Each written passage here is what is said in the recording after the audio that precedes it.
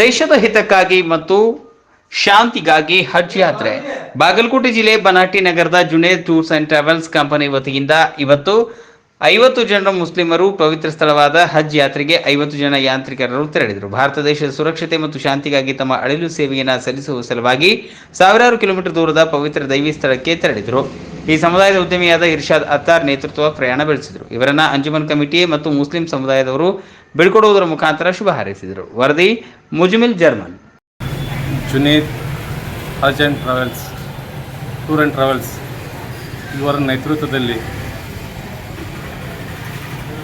ಹಜ್ ಕ್ಯಾಂಪನ್ನು Umra ಕ್ಯಾಂಪನ್ನು ನಿರ್ವಹಿಸಲಾಯಿತು. Training ಮುಖಾಂತರ ಇವತ್ತು Junaid tour and ಟ್ರಾವೆಲ್ಸ್ದಿಂದ 50 ಜನ ಉಮ್ರಾಗೆ ಹೊರಟಿದ್ದಾರೆ. ಅವರು ಬೀಳ್ಕೊಡಿಸಲಾಯಿತು.